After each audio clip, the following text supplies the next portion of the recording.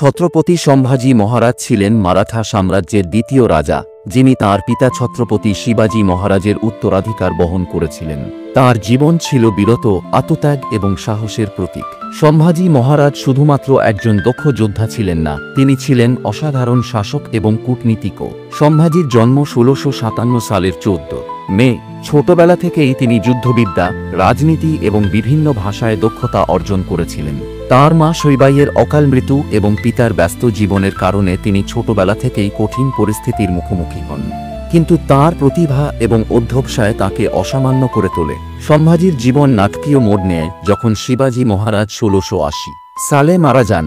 মারাঠা সাম্রাজ্যের অভ্যন্তরে ষড়যন্ত্র, বিদ্রোহ এবং রাজনৈতিক উত্তেজনার মধ্যে সম্ভাজি সিংহাসনে বসেন। তাঁর শাসনকালে সবচেয়ে বড় চ্যালেঞ্জ ছিল মুঘল সম্রাট ঔরঙ্গজেবের বিরুদ্ধাচরণ।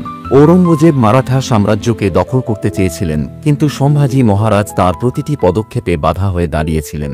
সম্ভাজি মহারাজের সবচেয়ে বড় পরিচয় ছিল তাঁর অসীম সাহস এবং দৃঢ়চেতা মনোভাব। তিনি অসংখ্য যুদ্ধে নেতৃত্ব দিয়েছেন, যেখানে তাঁর কৌশল এবং যুদ্ধনীতির কারণে মারাঠারা জয়লাভ করেছে। কিন্তু তাঁর জীবন শুধুমাত্র যুদ্ধক্ষেত্রেই সীমাবদ্ধ ছিল না।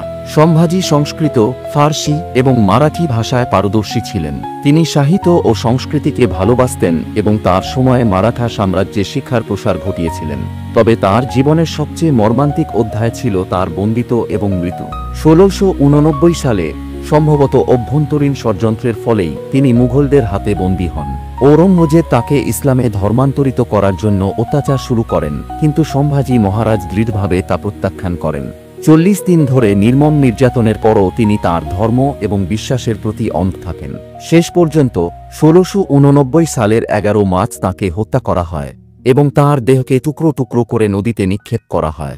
সম্ভাজি মহারাজের আত্মত্যাগ মারাঠা সাম্রাজ্যের ইতিহাসে এক অবিস্মরণীয় অধ্যায় হয়ে আছে। তাঁর মৃত্যু মুঘল সাম্রাজ্যের উপর এক গভীর প্রভাব ফেলে এবং মারাঠাদের মধ্যে স্বাধীনতার জন্য লড়াইয়ের আগুন আরও জ্বলে ওঠে। ছাওয়া উপন্যাসে সম্ভাজি মহারাজের এই বীরত্বপূর্ণ জীবনগাথা চমৎকারভাবে ফুটিয়ে তোলা হয়েছে। এটি শুধুমাত্র একটি ঐতিহাসিক কাহিনী নয়, বরং এক বীরের আত্মত্যাগের প্রতিচ্ছবি। সম্ভাজি মহারাজ আজও ভারতের ইতিহাসে এক অনন্য স্থান দখল করে আছেন এবং তাঁর কাহিনী আমাদের প্রজন্মের জন্য অনুপ্রেরণার উৎস হয়ে থাকবে।